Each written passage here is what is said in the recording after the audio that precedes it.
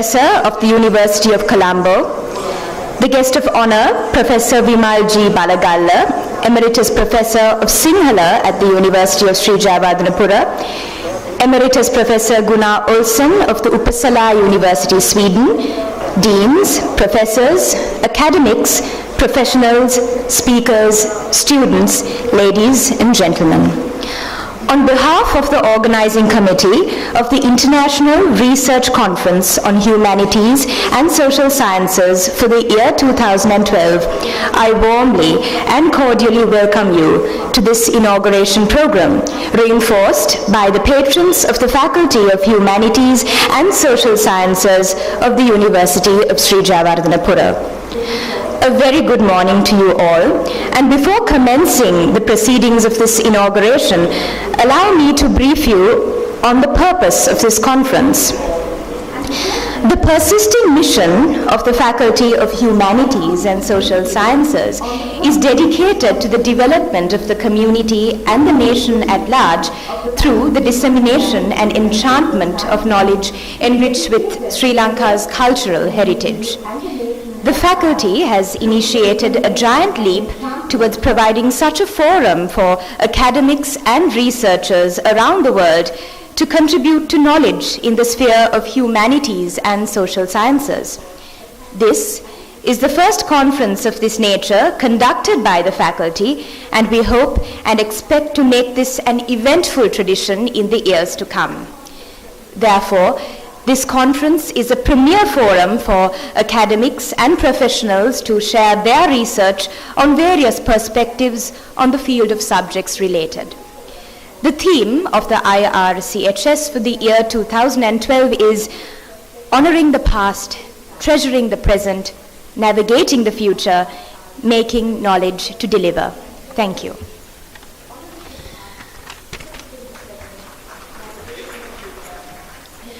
We commence today's proceedings with the lighting of the traditional oil lamp. I call upon the following dignitaries to do this honor. Professor P. Athukorala, the Acting Vice Chancellor and Dean of the Faculty of Humanities and Social Sciences of the University of Sri Jayewardenepura. The guest of honor for this morning, Deshamanya J.B. Disanayaka, the Emeritus Professor of the University of Colombo and former Ambassador to Thailand, Cambodia and Laos. Our guest of honor, Professor Vimal G. Balagalla, Emeritus Professor of Sinhala at the University of Sri Jayewardenepura, and furthermore, the most senior linguist in Sri Lanka, and also former Chief Editor of the Sinhala Sabdakosha and Editor-in-Chief of the 6th chapter of Mahavansa. Next, the keynote speaker, Emeritus Professor Gunnar Olsson of the Uppsala University, Sweden.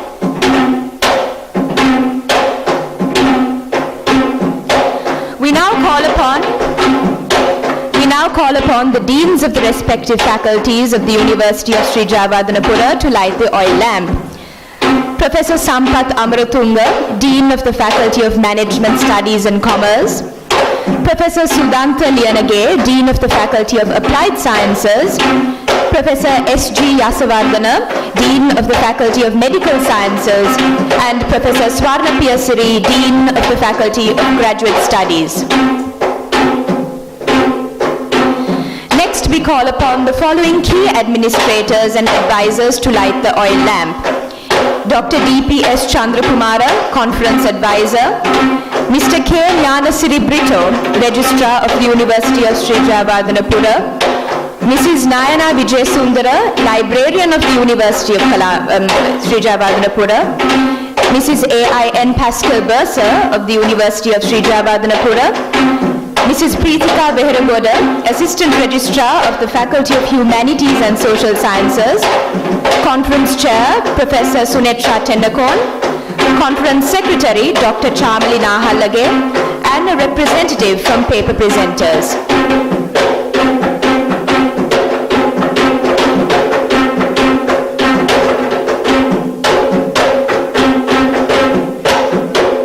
Please all rise for the University Anthem. Sri Lanka Pinvarandirani Sri Nivasa Mahaganagari Sri Jayewardenepura Sarasari Sri Namaya Randava Romudune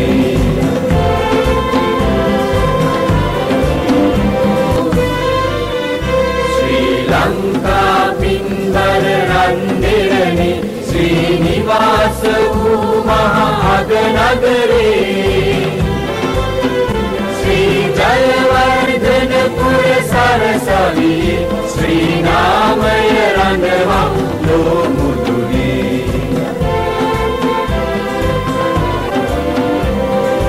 Ayuktiyedi Vivadashili Asatyayedi Vicharashili Viyat Sabhagat Samajashili Viyatun Nidaya Pobrayavu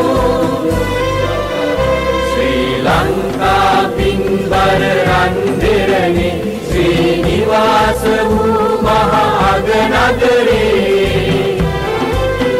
Sri Jayewardenepura Sarasari Sri Namaya Randava Romudune Vidya Utpatatan Setta Vidya Utpatatan Setta Vidya Utpatatan Setta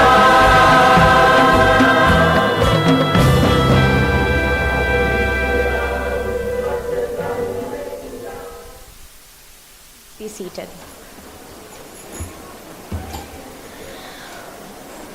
Moving on, we kindly request the following dignitaries to take their place at the head table. Professor P. Athukorala, Acting Vice Chancellor and Dean of the Faculty of Humanities and Social Sciences of the University of Sri Jayewardenepura. Our chief guest for this event, Deshamanya J.B. Disanayaka, Emeritus Professor of the University of Colombo and former Ambassador to Thailand, Cambodia and Laos. Our guest of honor, Professor Vimal G. Balagalla. The keynote speaker, Emeritus Professor Gunnar Olsson of the Uppsala University, Sweden.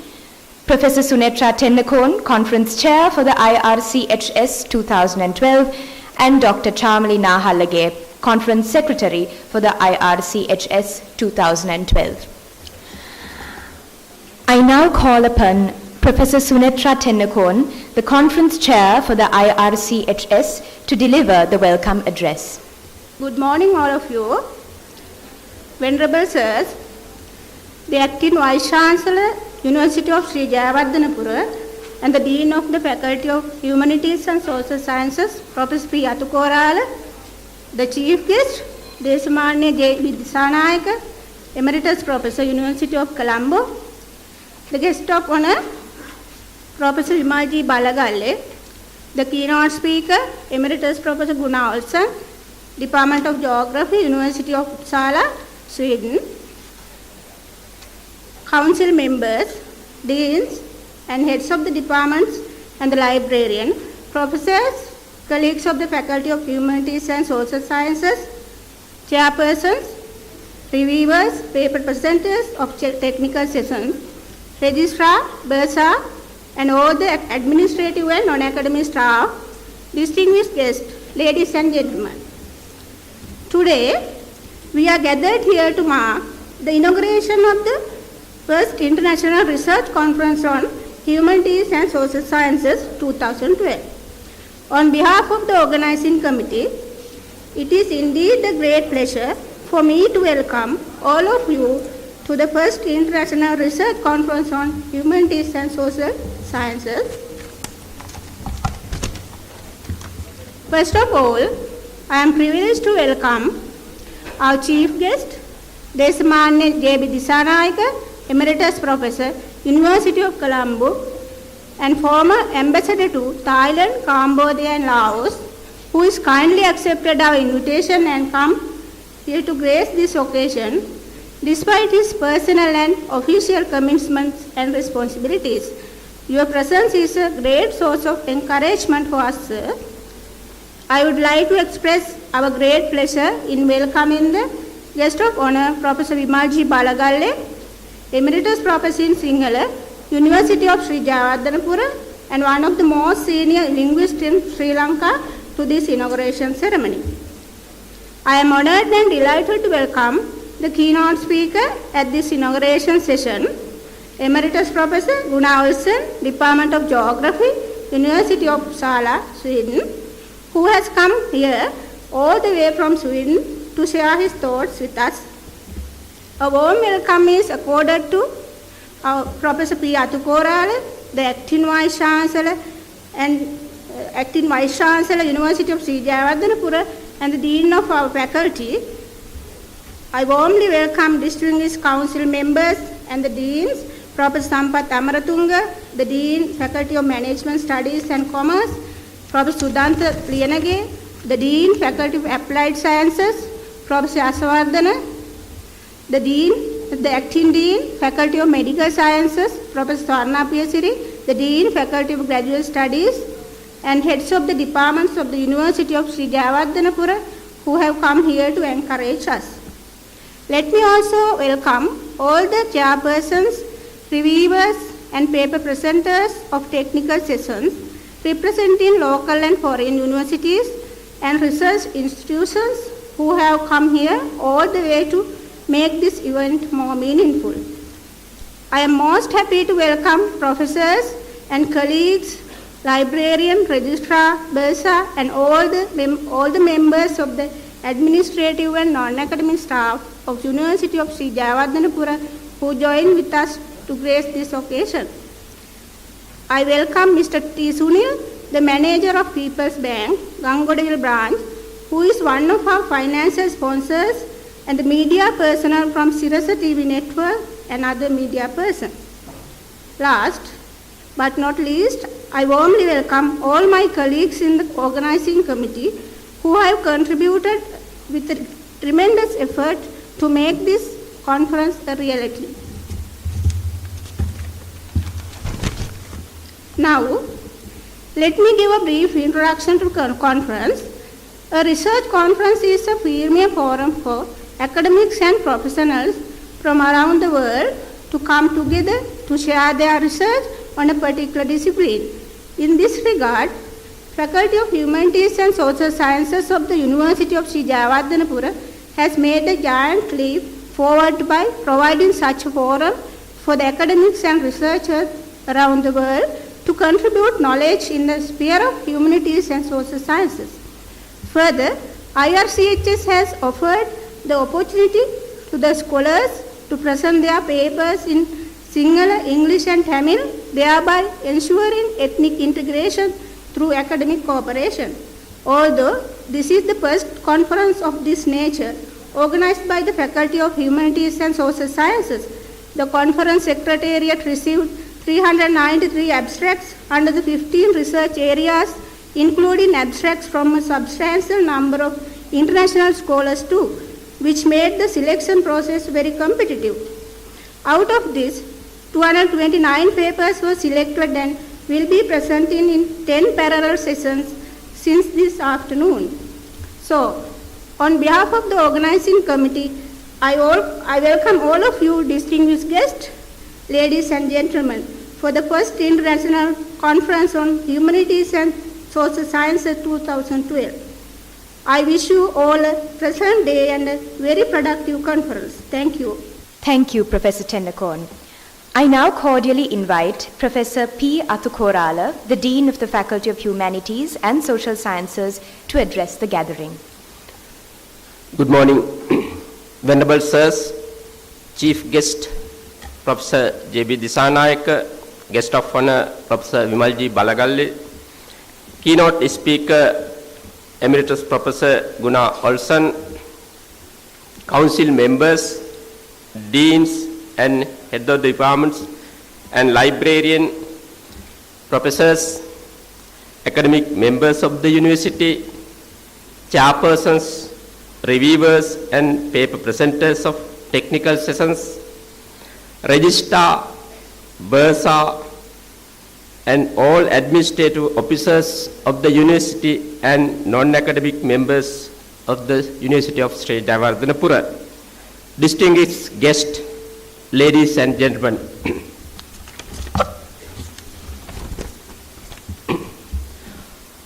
I am delighted to welcome you all today to this International Research Conference on Social Sciences and Humanities of the University of Sri Jayewardenepura. Indeed, it is a great honor to host so many distinguished researchers from Sri Lanka and some part of the world. As this is the first international conference organized by the Faculty of Humanities and Social Sciences, I should say a few words about this faculty too. Faculty of Humanities and Social Sciences is the oldest faculty of the University of Sri Jayewardenepura, formerly Vidyodaya University. Established in 1959 under the Vidyodaya and Vidyalankara Universities Act number 45 of 1958.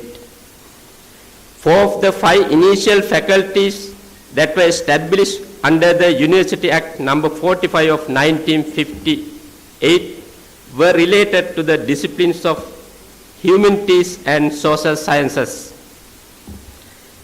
They were the faculties of Buddhism, philosophy, languages, and arts. Faculty underwent many changes under the University Act number 20, 1966, Act number 1 of 1972, and the Act number 16 of 1978. In 1966, all the departments under the Faculty of Philosophy were transferred to the Faculty of Buddhism, and the Faculty of Philosophy was abolished. In 1973, faculties of arts, languages, and Buddhist studies were amalgamated into a new faculty which was called the Faculty of Arts. Again, Faculty of Arts was renamed as the Faculty of Humanities and Social Sciences in 2010. In contrast to hard sciences or natural sciences, social science reveals subjective, objective, intersubjective and structural aspect of the society. It measures the social developments and attempts to find drawbacks to. The role of social sciences and humanities is to watch where the society has been heading and also what more can be done to benefit the entire society. When we explore the historical evidence, we find that social sciences and humanities have been instrumental in the development of human behavior. These disciplines play a crucial role in shaping the society. However, we need to see things as they really are. World has experienced a number of crises, economic, ethnic, technological, and also natural disasters in the recent past. Even at present, we are experiencing similar crises in many parts of the world, and nobody can guarantee that they will not occur in the future too. Some of these crises have been identified as the global warming, energy crisis, recent debt crisis, etc. According to my view, these crises and disasters are due to the failure of the human being to view the world from a human perspective, particularly in decision making. We have witnessed certain developed countries destroying their surplus food stock while billions of poor people from all over the world starve. Can we justify it? The world has focused too much on science, technology and profit and has made man a machine. The crises we experience today are the human cost of our inability to give due prominence to humanities and social sciences. Therefore, the time has come to accept this fact and act accordingly. The first international research conference we hold today is a historical event in the faculty. This forum provides an excellent opportunity to Sri Lankan academics and researchers of humanities and social sciences to interact with the international community. Further, Sri Lankan policymakers get the opportunity to use this new knowledge in determining their development strategies. The conference theme, honoring the past, treasuring the present, navigating the future, making knowledge to deliver, is timely and very much relevant for the present Sri Lanka. Sri Lanka has been disastrously affected by a civil war for nearly 3 decades. Presently, Sri Lanka is waging a development war, and this conference will contribute to this development challenge immensely in terms of knowledge and expertise. Sri Lankan policymakers need to find the factors behind the failure of the social behavior of the past. Considering the past experience, the present must be protected for the benefit of the future.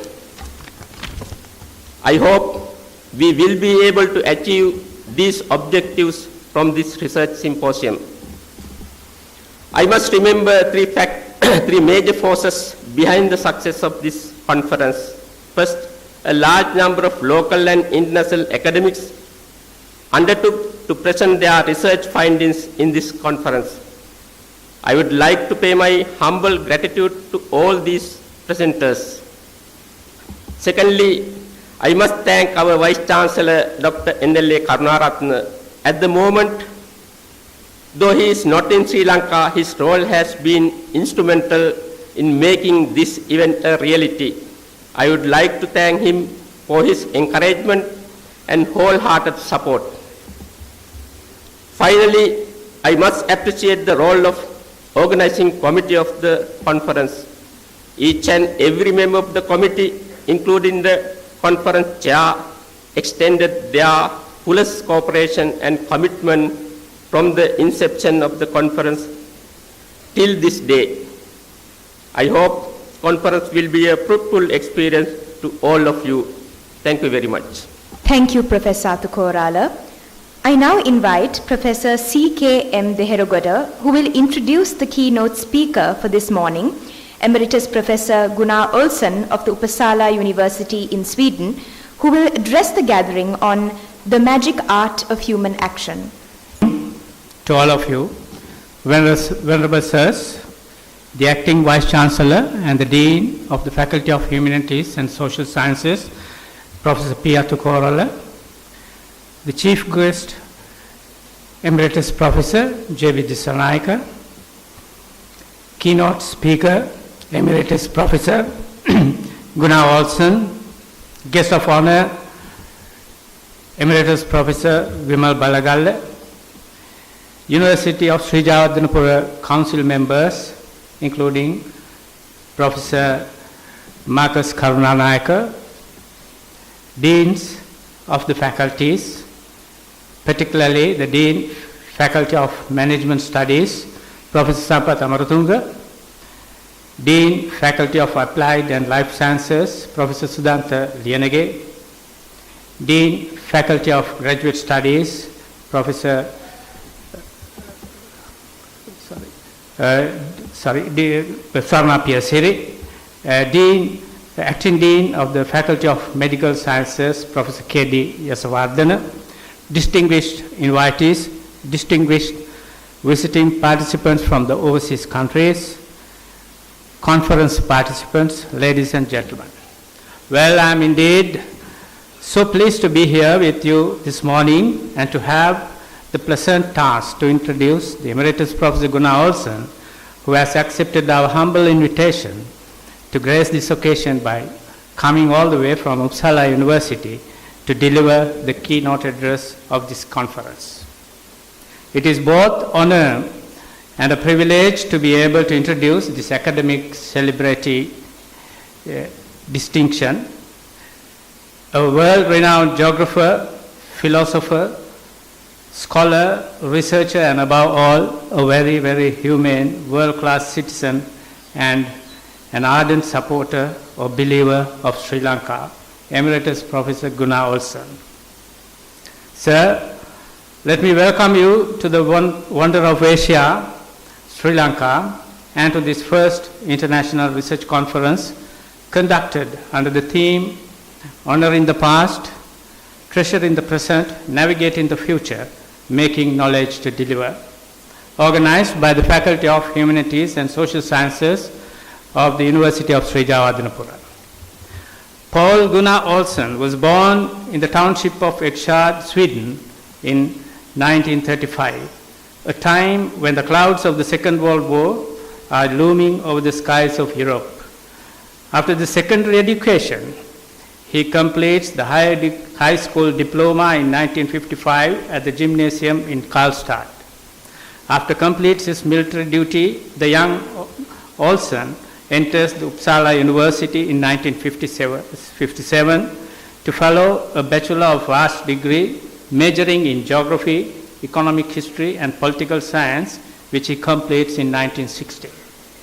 Immediately he wins a doctoral fellowship from the Uppsala University.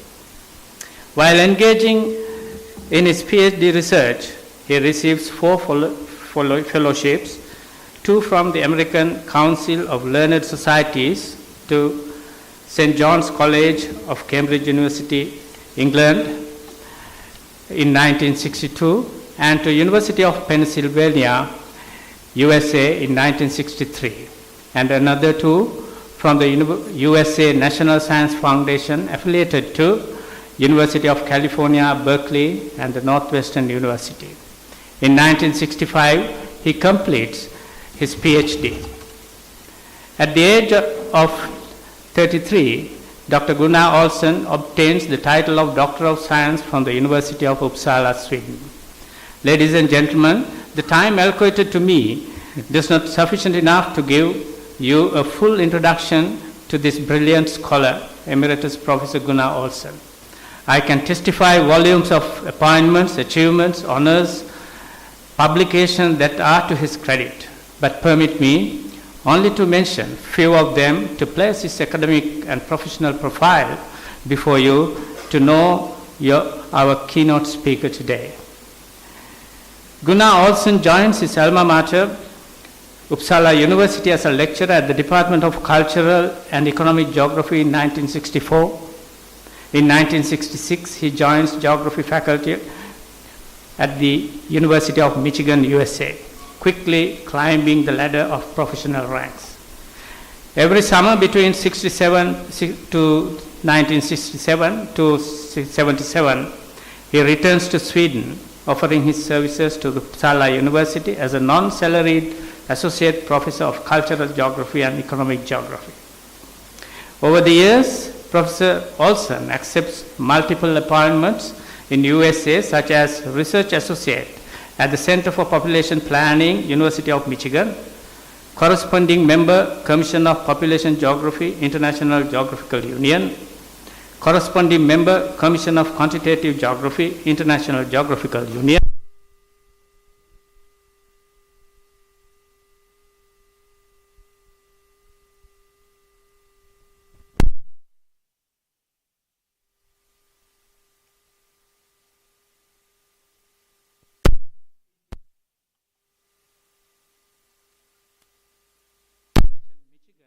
from 1969 to 71, and a research associate at the Applied Science Research Corporation in Bangkok in 1970. From 1970 to 77, he serves University of Michigan as a professor of geography. Then from 77 to 97, he serves the Nordic Institute for Urban and Regional Planning Studies in Stockholm as a professor of economic geography and planning. And finally, he settles as a professor of economic geography in the University of Uppsala from 1997 until his retirement in 2000. Since then, he continues to serve Uppsala University, Sweden, as an emeritus professor. During the academic year of 2004 and 2005, he is a fellow at the Center for Advanced Studies in Behavioral Sciences at Stanford.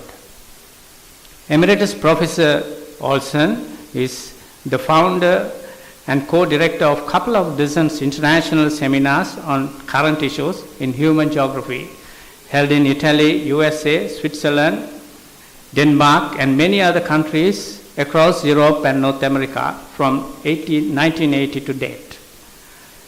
He is one of the founder members of the International Center for Political Theory in Durango, Mexico in 2010.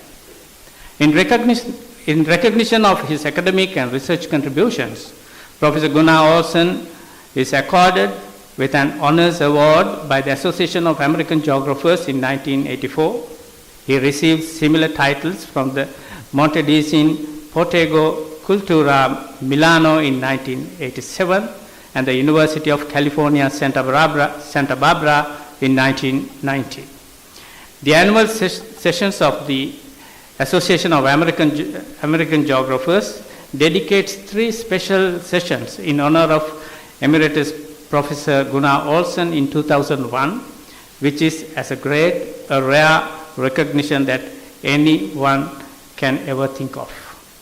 Emeritus Professor Gunnar Olsen is always a man who looks at the past in search of missing links with the present, while projecting towards future to make our present a happier place for all of us to live.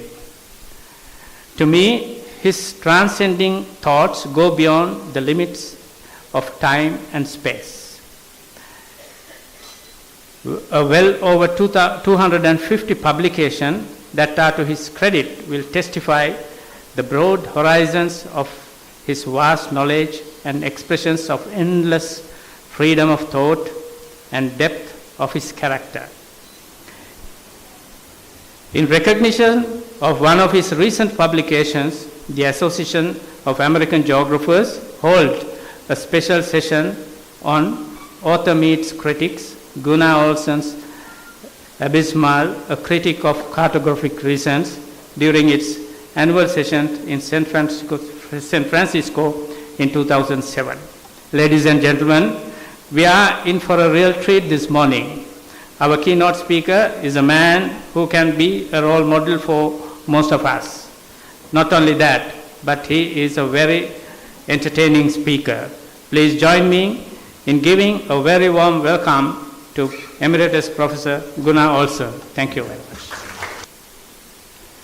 If you only knew how happy I am to be back on this enchanted island, to be able to once again see the temples, hear the monkeys, smell the incense, taste the food, touch the ground.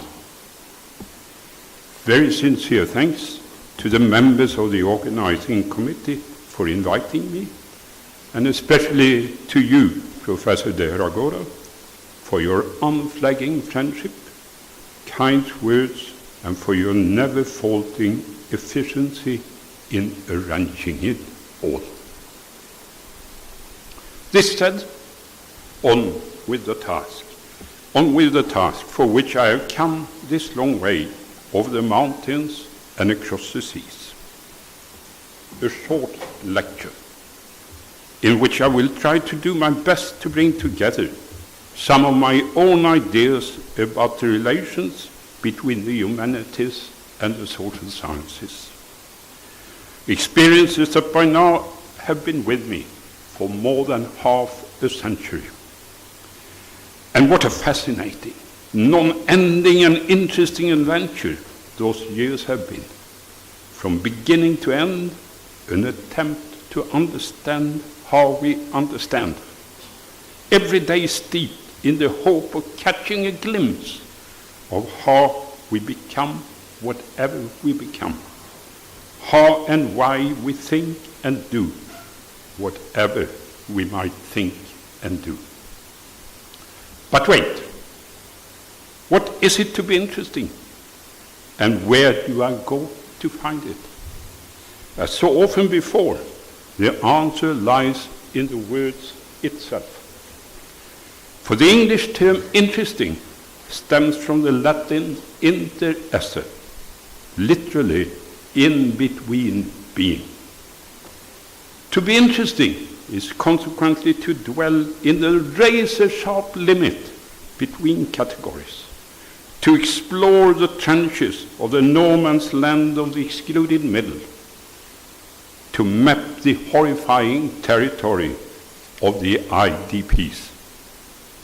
Now, if I am courageous enough to enter that crater-strewn wasteland, and if I'm curious enough to keep my eyes and ears open, then I will eventually encounter the mythical figure of Janus, my own favorite among gods. What intrigues me with this pivoting symbol of gatekeeping is less that he is equipped with a body that enables him to see in different directions at the same time, back and forth. More, that he has a mind that allows him to merge the seemingly contradictory categories into one meaningful whole. From his watchtower at the middle of the Kwai Bridge, he is consequently able to keep both sides of the abyss, the abysmal gorge, under constant surveillance, in the same glance, catching a glimpse of those pasts that once were and of those futures that have yet to come. Given the Greek fear of the void, it is not surprising that Janus was invented in Rome rather than in Athens. In the lands surrounding the Mediterranean, though, his image was everywhere to be seen. For it was stamped on practically every coin, itself a symbol of what money really is. An abstract concept with one part rooted in the past of material objects, the other stretching into the future of social relations. Use value magically turned into exchange value. Simsalabim, and the bank makes a fortune. For the same reason, every gatekeeping janitor is named after Janus. That's why it's called a janitor. Just as January is a month that marks the beginning of the year. To put it very succinctly, Janus's main concerns are one with my own, the magic power of human action. Hence the title of the present presentation. Defiantly, I therefore pray again, O Janus, help me become a sinner. Let me understand how you break definitions and thereby create. Show me how you erase what others see as irresolvable paradoxes. Teach me the equation of that third lens inside your head, whereby contradictory images are transformed into coherent wholes. Speak, memory, speak, and the walls come mumbling down. Accordingly, I will now place this friend of mine, Janus, on the operation table, and like a brain surgeon cuts his skull open, lay his brain bare, investigate how his mind is wired. And let me warn you that what we will then discover is that this figure steeped in double bind is not a madman to be locked up in the asylum, but nothing less than a condensation of what it means to be human. Lest it now be thought that my understanding of the categorical void is so closely tied to the Abrahamic world, I now recall a stunning visit to the Temple of Kandy, where I and my wife 5 years ago were taken by our friend, the Reverend Dr. Sangasumana, present here among us today. Once at the temple gate, this venerable man let us know, most fittingly in a rather hush-hush voice, that the high priest had agreed to grant us a rare audience. Not just any audience, but a visit to the holiest of the holy, a small room on the upper floor with an altar bestrewn with jasmine flowers and the sacred truth of Buddha enshrined in a casket of gold, the national symbol. Before entering this forbidden place, the two foreigners were most carefully instructed how to behave, especially not to step on the threshold.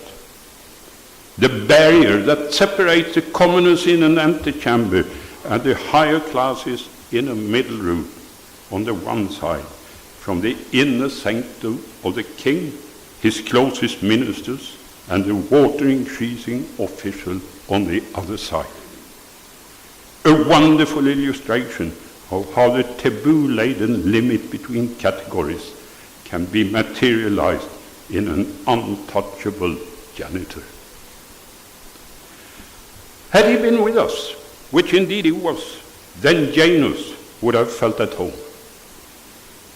Still, our memorable experience was nothing compared to what reputedly happened sometime in 1592, that fateful year when the runaway king for the first time entered the same space as the Swedish couple did in December 2007. For what the king then did was that before he entered, he kneeled and he put his forehead on the polished threshold. In retrospect, it is of course impossible not to grasp the symbolic meaning of what was then going on. The stamp of power in the place of power. The mark of Cain in a Buddhist context. A clear warning that whoever sets foot on the threshold is trampling not on a material object, but indeed on power itself. No wonder that the Reverend was so nervous. His own reputation, perhaps his entire future, put on the line. Why? Because it is a clergy's key function to handle transition rites, and that holds regardless of the particular faith that the particular celebrant happens to be preaching.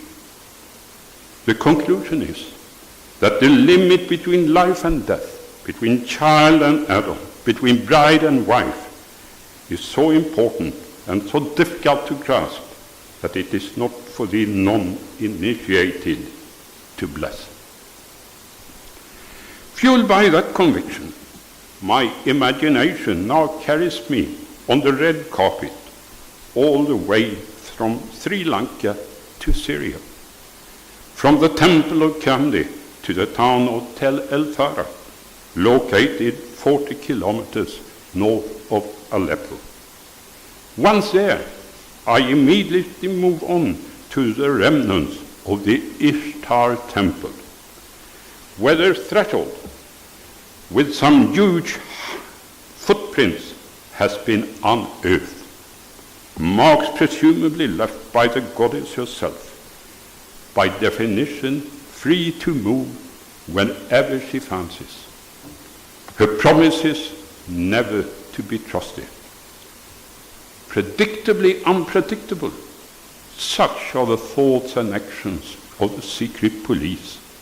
The current atrocities on Libya, no exception.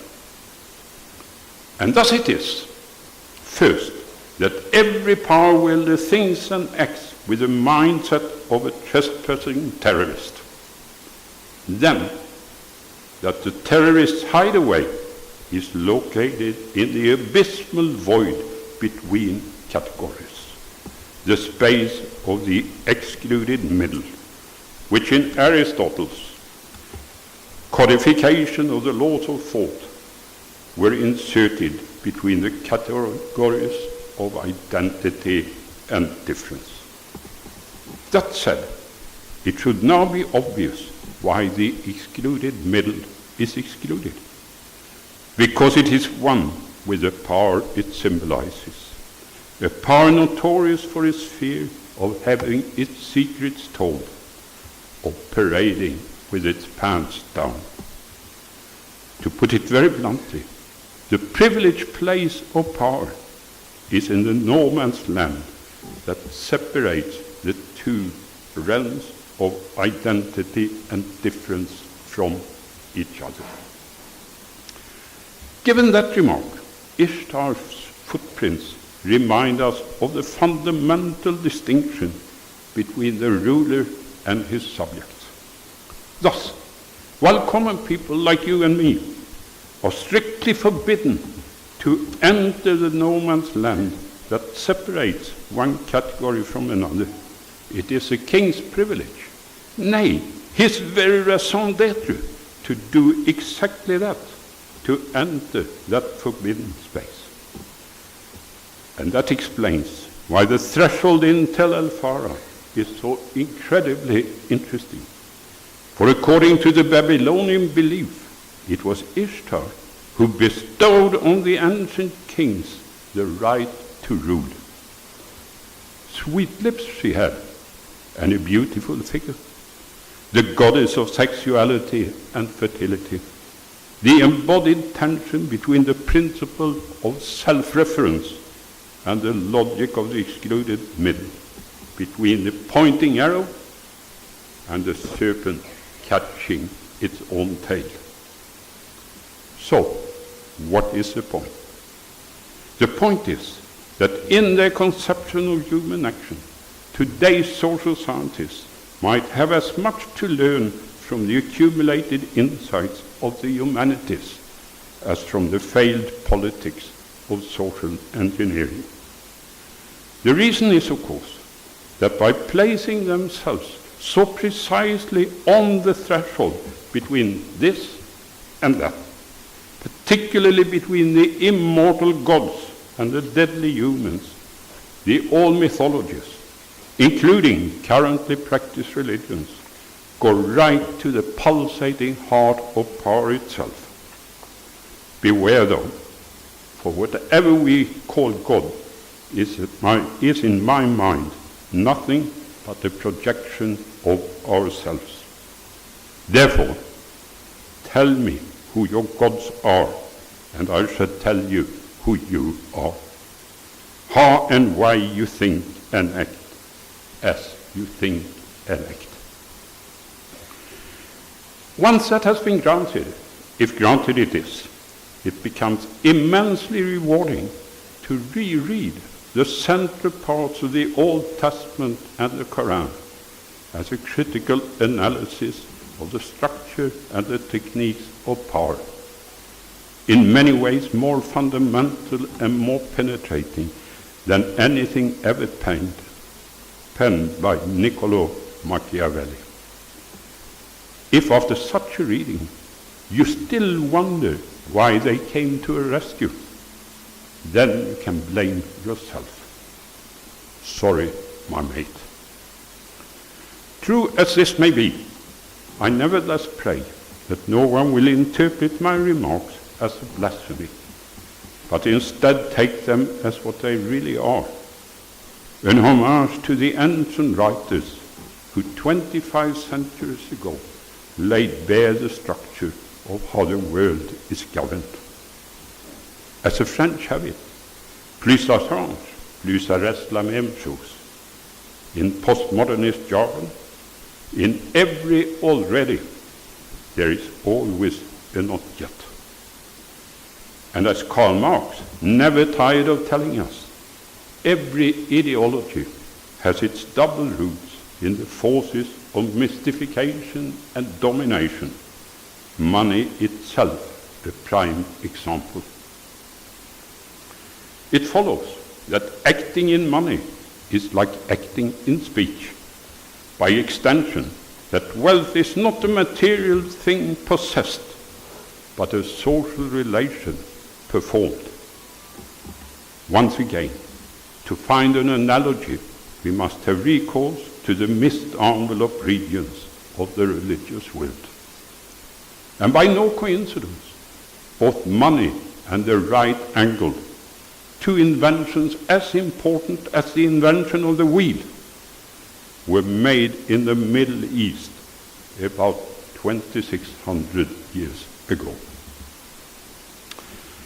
This said, we are now finally ready to gather around the tree of knowledge.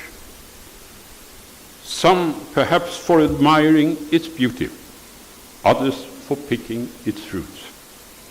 And as we stand there, eagerly waiting to find out what will happen, we recall that the word tree has its etymological root in the Indo-European doro, a term which in its turn is directly related to the English words truth and trust. The implication is, of course, that these two concepts, truth and trust, like the activities of logic and rhetoric, are the dialectical twins of each other, that a non-trusted truth is not a truth at all, merely a fantasy. That situation, however, is much complicated once we let the tautological, hence non-informative, A equals A, something is what it is, transcend itself into the informative, A equals B. The former expression standing for the godly name, I am who I am. The latter for the definite description of this is that. Thus, while A equals A is an analytic truism which adds nothing to our knowledge, A equals B is a synthetic statement which contributes significantly to what we knew before. It follows that to state a scientific truth is to say that something is something else, A equals B. And my friends, be believed when you do so. From beginning to end, an exercise in translation.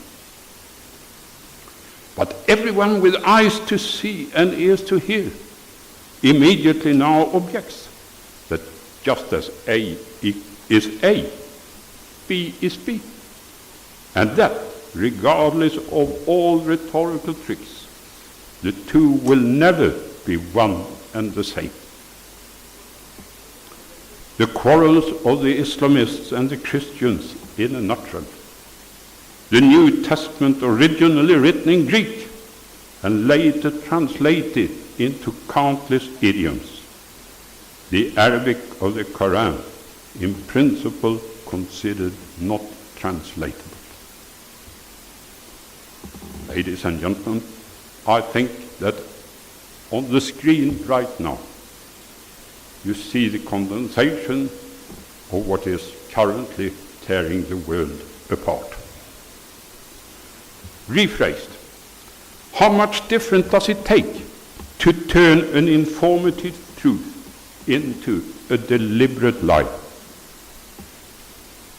Difficult question indeed, for it is built into the structure of language itself that perfect translation is impossible, that reality is never what it is said to be, never a perfect copy of its maker's intentions. A powerful question as well, for where is politics located, if not in the wafer-thin interface between identity and difference, between individual and society, between one and many, between us and them? No wonder that the excluded middle is excluded. For who can now doubt that it is one with power itself? Who can now doubt that by touching the threshold, the sinnerless king was in fact blessing himself? No wonder either that there is no civil war without internally displaced persons. Sadder than said, madness is deployed as a strategic weapon. Rephrased again, if A equals A is the shared fixed point of Aristotelian logic and monotheistic religion, which it is, and if A equals B is a paradigm of scientific truth, which it is, then it is easy to understand why the timing of the present conference is so well chosen.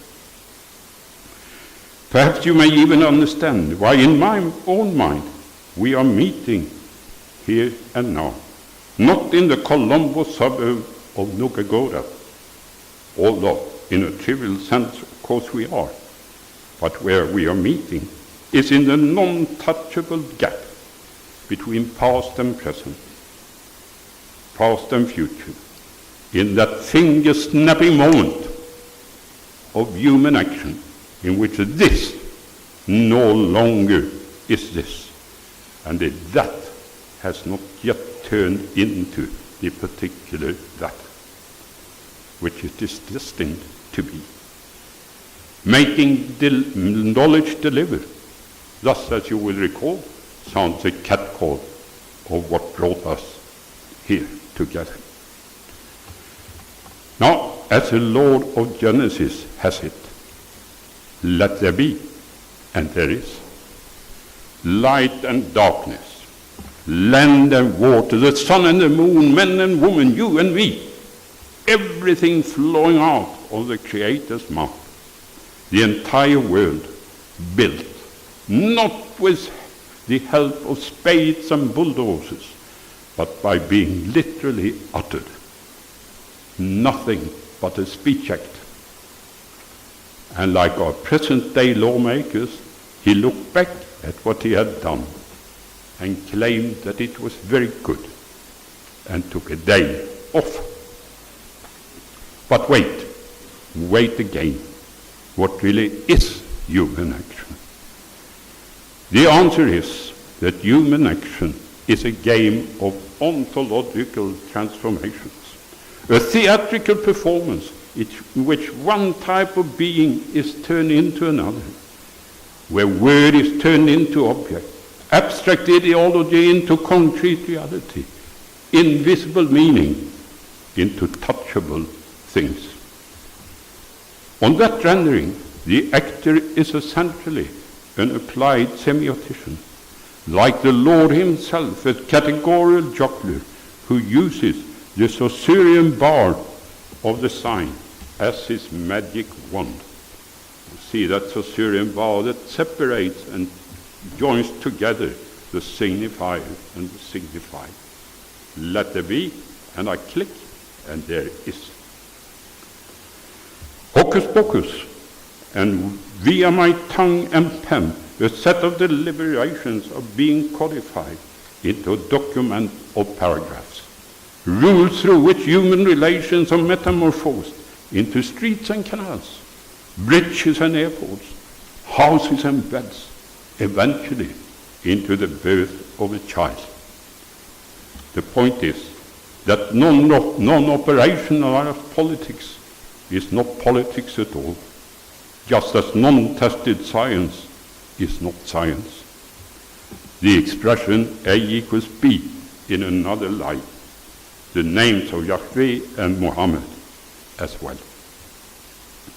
Once again, to counter the allegation that my analysis is too Abrahamitic, let me now briefly turn to Enema Elish, the Babylonian creation epic, which some say is not a creation epic at all, but a well-rehearsed story of how the god Marduk gains and retains his elevated position as a Lord of Lords.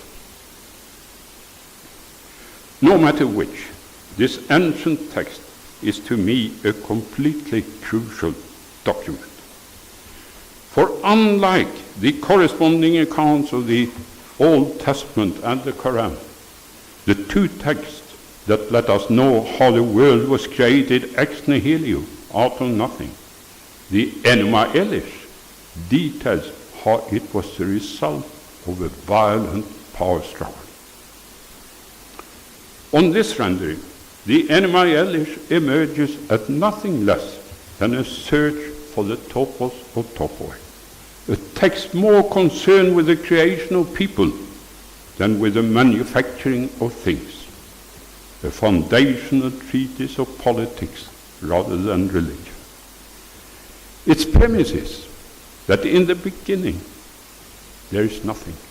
Nothing has yet been formed, because in the beginning of the beginning no things have yet been named. All that exists are the two coordinates of above and below, cardinal positions of a net, a coordinate net, if you will, that is waiting to be inundated by the fluids of Apsu and Tiamat, the former masculine and sweet, the latter feminine and bitter.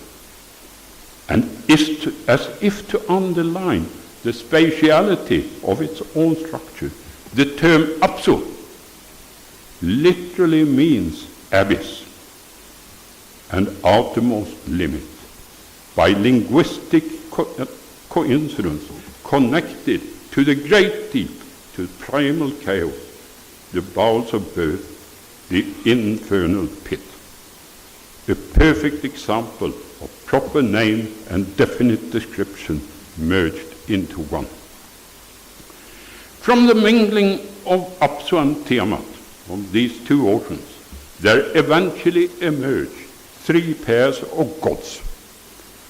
And these, like ordinary teenagers, behave so badly that Apsu decides to get rid of them. They make too much noise when he wants to relax.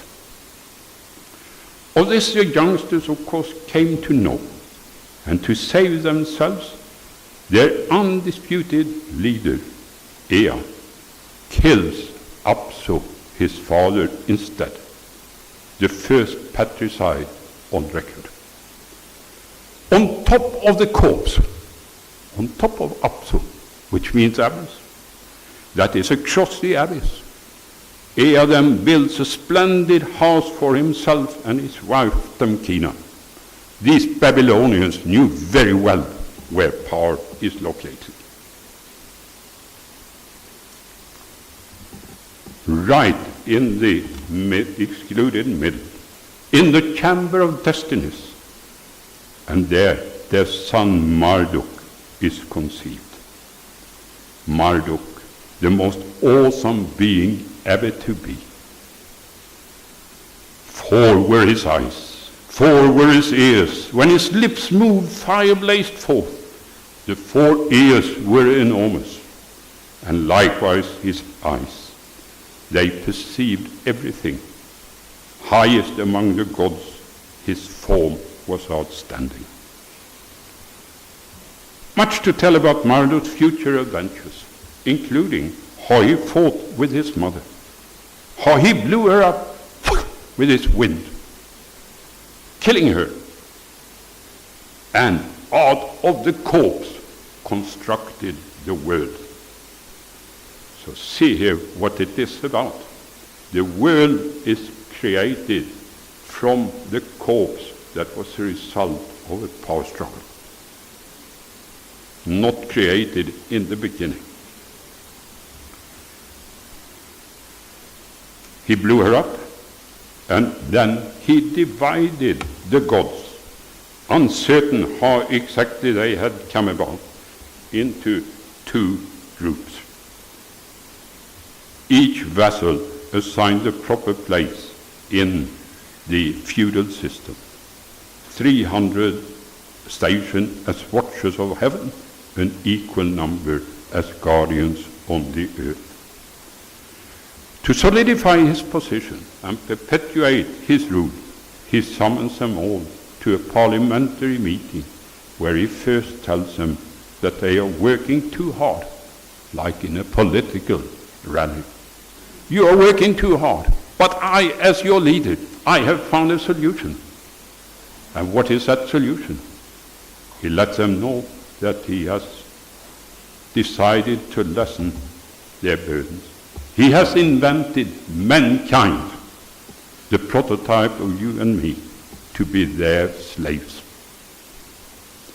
Not as in the biblical story, a creation formed in his own image, but a savage concoction stirred together from the blood of the slaughtered Kingo, Tiamat's lover and commander-in-chief. Nothing like a perfect copy of the perfect original, merely a black sausage. A deed appropriately described as a deed impossible to describe. To top it off, and to make sure that like a fox he will always have a way out, he gives himself 50 different names, in effect a version of the tautological I am who I am. To conclude, the central message of N.M. Elish is that the world created is the mirror image of the court of power, literally a representation of a representation, a map of a map. Therefore, when the epic moves from the power struggles of the god to the creation of the world, Marduk is no longer dressed in the warrior's coat of mail, but in the uniform of the land of the surveyor. And you have had some time to read this because I clicked too early. Thus at dawn, he crossed the sky to survey the infinite distance. He stationed himself above Apsu, that Apsu built by Ea over the old abyss, which now he surveyed, measuring in and marking out. A land surveyor Marduk was. And for that reason, this entire lecture should be understood as a formidable mapping expedition, an explication of how we find our way in the power-filled world of human thought and action. Therefore, and since most of my listeners are neither geometricians measuring in nor geographers marking out, just a minimalist sketch of what a map is. Most importantly, a map is a rhetorical tool of unsurpassed strength, a weaving together of picture and story. The former essentially metaphoric, the latter metonymic. Now, saying that every map is a picture is obviously for everyone to see. A statement so self-evident that it is almost trivial. But in which sense is every map also a story?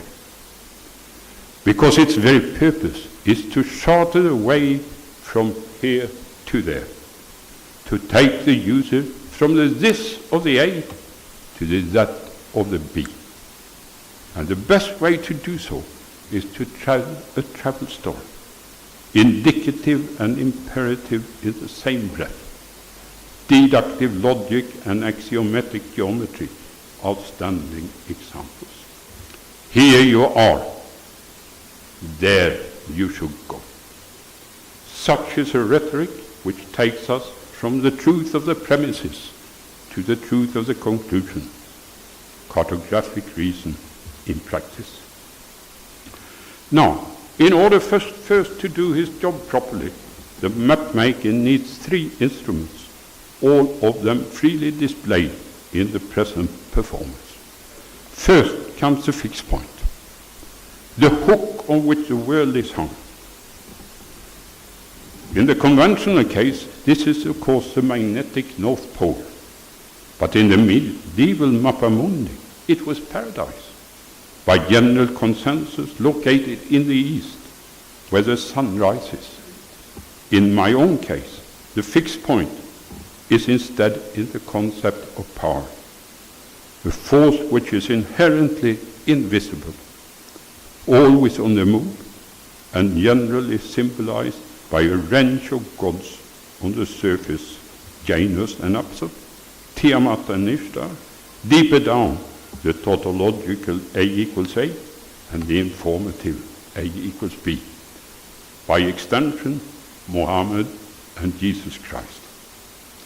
The fixed point of fixed points is nevertheless the personal pronoun I, quite improperly the linguistic shifter par excellence. So when I say I, and you say I, it is not the same I. Then comes the scale. By definition, a translation function. 1 centimeter on the map corresponding to 1 kilometer on the ground. Blue to water, a line to a road. In my own case, the scale is instead in the concept of ontological transformations, the formula that captures how abstract ideas are turned into concrete things. Let there be.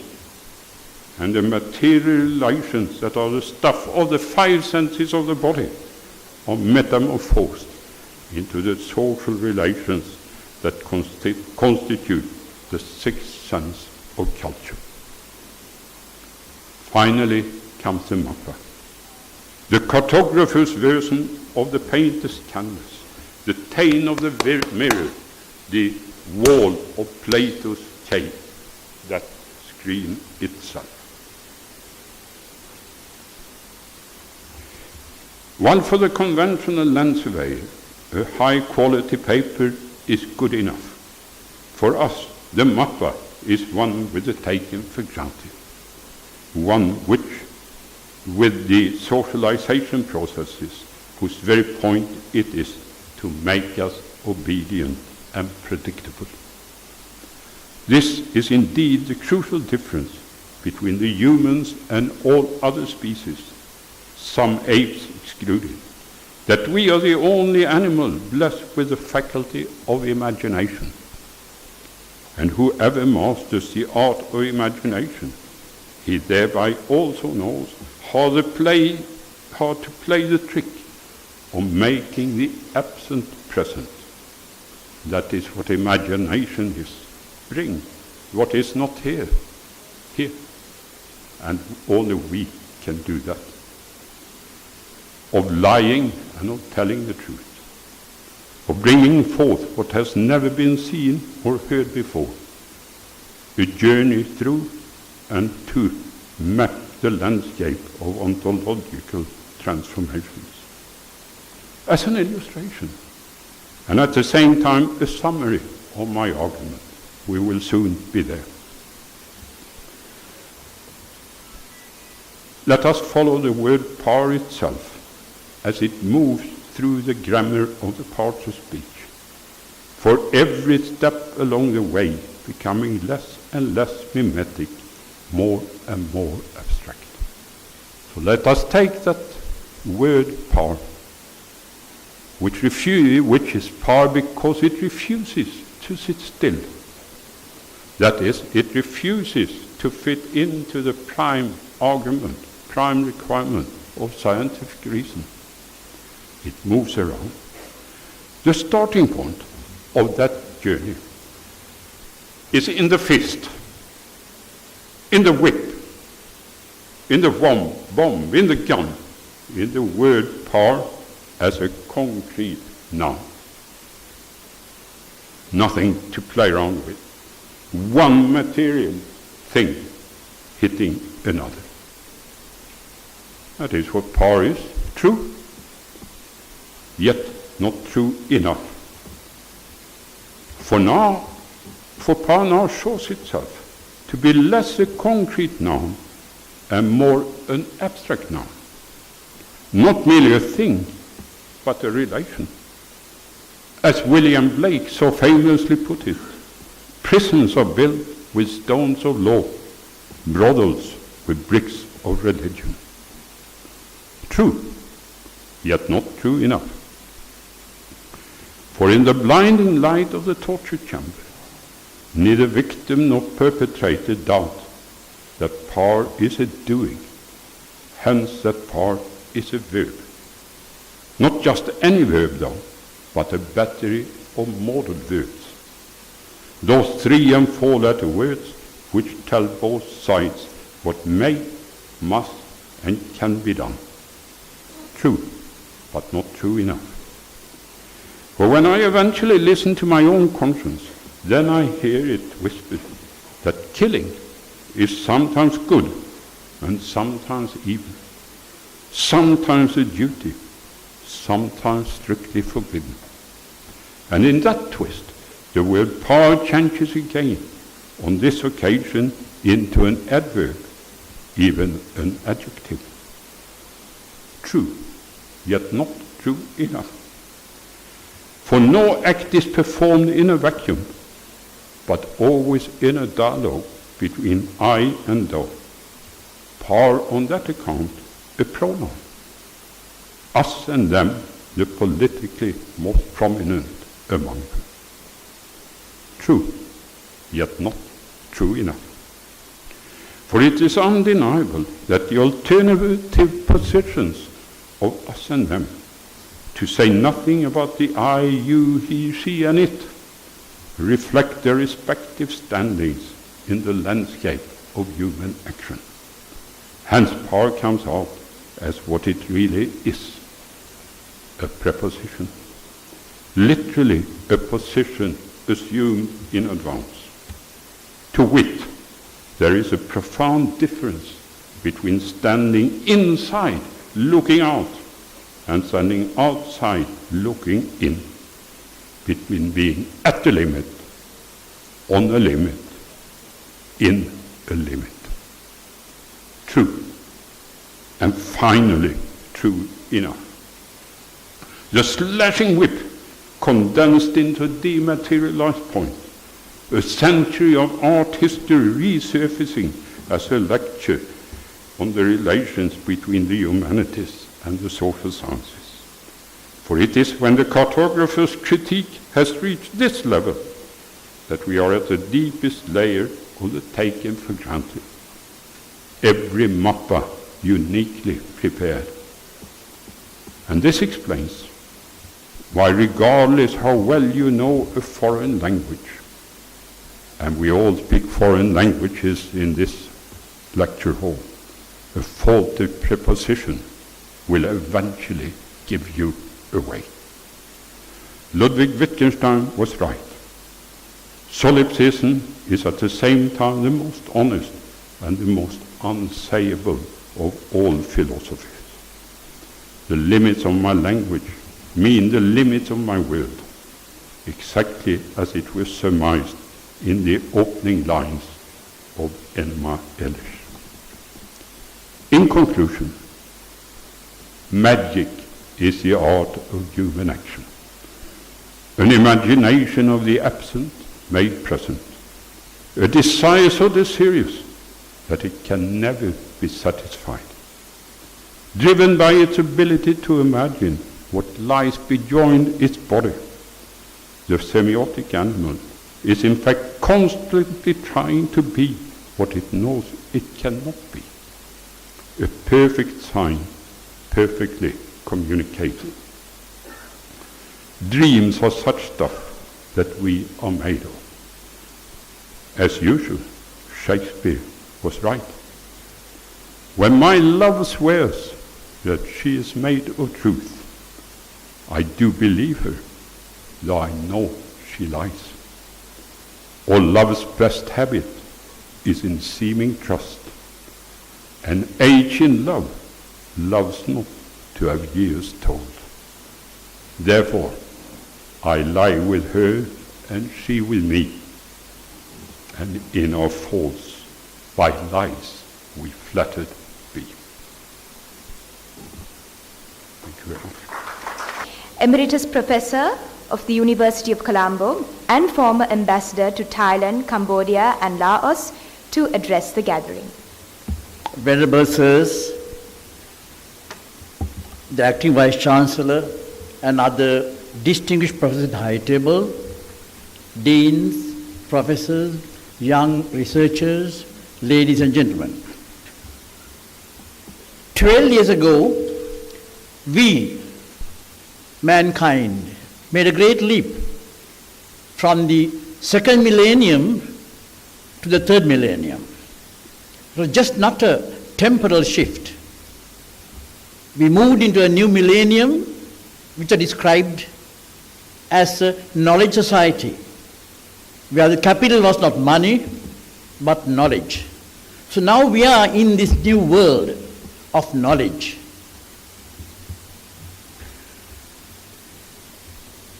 Knowledge will be brought about, the knowledge society will be brought about in two ways: the rise of technology and the rise of the English language, or later by another global language. For the time being, English. So both English and technology will bring about this new world where we have knowledge as the main capital. So in this modern world, in this world of knowledge, knowledge is our business.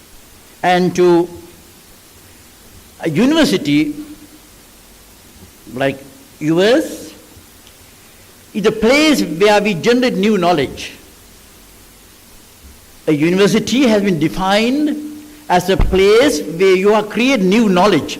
You add to knowledge. You create knowledge. So that's what you are doing, that you are planning to do here today. New knowledge is the result of new research. So research is also a business.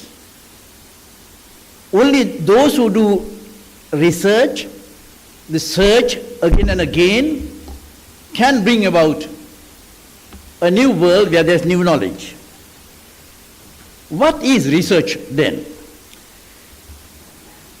Broadly, it may be described as a scientific investigation, a scientific inquiry.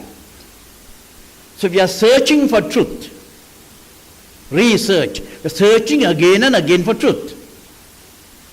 The Buddha was one of the greatest who had a search for the ultimate truth, the absolute truth. But we are not that we are not interested, but for the time being we have confined ourselves not to search for absolute truth, but scientific truth. That's another matter. Of course, the whole idea of truth, as the Professor said, we can go into this whole problem separately.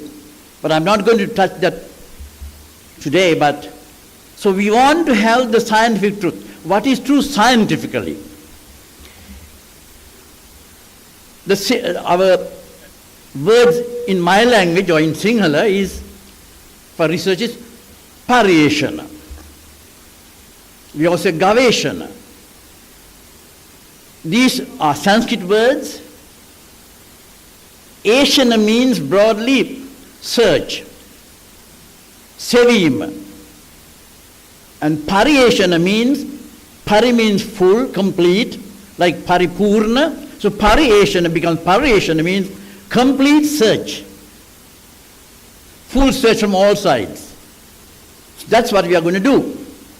To look at the problem, to look at something from all possible perspectives, so that you get at the truth. We have another word, very interesting etymologically, the word gaveshana. So that is vidyatmaka gaveshana. But if you go back etymologically to gaveshana, you see it's broken down into two parts, gava and eshana. Eshana still means the search, but gava means cattle, by the way. Originally, gaveshana meant search for cattle. The Aryans in India, who owned cattle at their best wealth, when the cattle were lost, they went in search of them. Harak natunama, gave natunama, gaveshana eduna. Harak hoyanna giyeda. Today we are not doing gaveshana for that purpose. But we have taken the word from there and using it for research, gaveshana. Every teacher in a university, in the ideal sense, ought to be a good researcher. Of course, he has to be a good teacher. That's understood. A good university lecturer, professor, dean, has to be, by definition, a good teacher and a good researcher. In school, you have good teachers. We have a number of good teachers. A good teacher imparts new knowledge that is already there. He or she doesn't create knowledge. A good teacher imparts knowledge already available. Of course, the newest, a good teacher. Not old teachers keep on repeating what they knew many years ago. But a good teacher in the school imparts knowledge. But in the university, a good teacher not only imparts new knowledge, but creates new knowledge. He does research for that purpose. So university, where we meet here and our professor, that's our business. We have been creating knowledge. We keep on adding new ideas, new concepts, new facts to knowledge. The question arises, how do we create knowledge? ඥානය ඇති කරන්නේ කොහොමද අපි? There's a research methodology. The research has a certain set of techniques, a methodology. It's an inquiry. And every inquiry begins with a question. ඕනෑම ගවේෂණයක් පටන් ගන්නේ ප්‍රශ්නයක් අහලා. There are many all kinds of questions. Why, how, when, where, all these are questions. So you have to start your inquiry with one of these questions, as Isaac Newton did. You remember Isaac Newton, who sat under an apple tree, an apple falls down. He could have simply taken it and eaten it. But he didn't. He had a question. Why did the apple fall down? Why didn't the apple go up or sideways? So he had a question. And the entire thing ended with the new law of gravity. Apple ගෙඩිය නිකන් කාලා නිකන් හිටන්නේ ප්‍රශ්න නැහැ. ඇයි මේ Apple ගෙඩිය පල්ලෙහාට ආව කියලා හිතන්න ගිහිල්ලා ගුරුත්වාකර්ෂණය කියලා අලුත් නීතියක් සිද්ධාන්තයක් හොයාගත්තා. අර ප්‍රශ්නේ ඉඳලා ඇයි පහළට වැටුනේ කියලා. So every inquiry ought to begin the question, A and many other things. So never fear to question. University lecturer, young lecturers should not fear, and especially the Buddhists have been given wonderful freedom by the Buddha himself. When he addressed the Kalamas, we were given absolute freedom to question anything. What the teachers have told you, what are in the sacred books, forget it, you question. So we in Sri Lanka are lucky in that sense. We can question anything. Our religion doesn't forbid us to get into any area. That means don't take anything for granted. This we have been doing all the time. We always take things for granted. Please don't. Question and you will come up with new things. So if you start your word, we don't take for granted, start guessing. The first thing I do is to start guessing. You make a guess. Now, how we did it, I make a guess. Then I formulate that into hypothesis. අර මම අනුමානයක් කළා මම පස්සේ හිමීම උපන්යාසයක් කරගන්නවා ඒ බරපතල විදියට. අනුමානයක් කළේ අනුමිතියක් අදුමිති උපන්යාසයක් කරගන්නවා. Now to prove my hypothesis I need data. අර මගේ උපන්යාසයේ සනාථ කර ගැනීමට දැන් මට අවශ්‍ය වෙනවා නොඑක් දත්ත. මේ කාරණා සනාථ කරගන්න. So you need data now. As you say now, we need a data bank or a corpus of data to prove what you want to prove. So we keep on collecting data to prove whatever hypothesis you have. Of course, then you assess the data, sort out the data, prioritize them, assess them, keep in that order, use your intelligence to understand the data. And then once you have adequate data, you can prove that your hypothesis is correct. So it ultimately becomes not just a hypothesis, but a new law, as Isaac Newton did with his data. And if you think some data will not agree with your hypothesis, you can modify the hypothesis. We have been doing all that time. We have a hypothesis, you go halfway and realize there's something doesn't agree with that, so you have a privilege or a freedom to modify your hypothesis.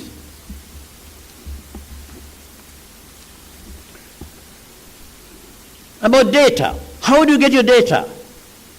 Well, to begin with, there may be others who have already done the kind of work you are doing. It's possible there are many others who are working now, that's why you are meeting here. There are others who have done this before you. So you must be aware of what others have done in this area. So you have to read their learned articles in the learned journal. You have to attend other conferences, seminars to find out, to collect data about what you are doing. So now, all this you know, this theory, how to do research, research methodology, the scientific method, all this good enough, this theory. Now let me take you on a practical research journey to honor the past. Let me take all of you, the young and the old, both researchers, on a journey with me. To get the feeling what it means to do research. Once I was in the Laggala Udasiya Pattu in the Matale district, observing a folk ritual called the Bulat Yaha Madukankariya. And I was observing what the lay priest Kapurala was doing. He was setting up certain structures called Yahan to invite gods to come. So I had a chat with him, very informal chat. He asked, "Damn me kapu mahatya, deviyo ki denukuta endu kiyanawada? How many gods are you inviting for the Yahan?" You know what he said? 3,12 mahatyo. 3,12. Have we heard that before? අපි හාමුදුරනේ අහලා තියෙනවද 3,12 කියන්නේ කීයක් කියලා? 3,12 කිව්වා. I was not sure. So I thought Tundolaha can be either 3 plus 12, which is 15, or 3 into 12, 3 into 12, 36. So I have a pahalad, name hatyo. Tisad, name hatyo. Ena Tundolaha. Now he said Tundolaha, he was insistent that is Tundolaha, but not 36 or 15. Now I began to think, what was the figure he had in mind? Well, it can't be 15 because we have another nice word for 15, pasalos. He could have easily said, pahalava. Why bother? Why do mathematics here?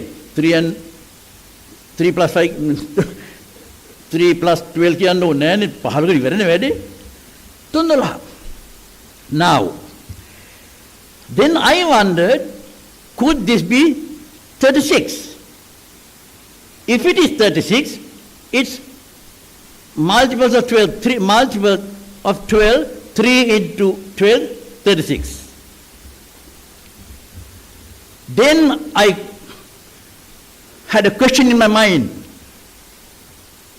Did the Sinhalese in the past count in 12s? So we said 12 into 3, 36. So Kapurala Mahata has spoken all this. He said, Tundolahak, හැබැයි දැන් කවුරුත් එහෙම කියන්නේ නැහැ. දැන් කියන්නේ 30 කියලා. But he said with this ritual and all that 12. So I had a guess now, hunch. Did we count in 12 in the past? Now we are counting in tens, called the decimal system. In the past, before we transferred into the decimal system, did we count in the duodecimal system? Then in the dashama krame. Kalin tibuna වෙන්න ඇති ද්වාදශ ක්‍රමයක්. The duodecimal system. So I had a new idea now. So now my hypothesis is that in the ancient Sri Lanka, and not only in ancient Sri Lanka, in the ancient world, we were counting in 12s. That's my guess. මම හිතුවා ඉස්සර අපි ගන්නේ 10න් 10 නෙමෙයි හාමුදුනේ 12න් 12 ගන්න කියලා ඔන්න මම අනුමානයක් කළා. දැන් තියෙන්නේ මේක ඔප්පු කරන්න පුළුවන් බලන එකයි.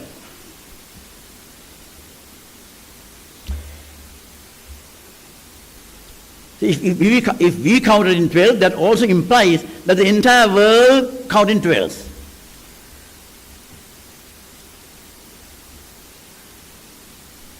Now, to prove, I must go back in time, honoring the past, to see what we were doing with 12 in the past.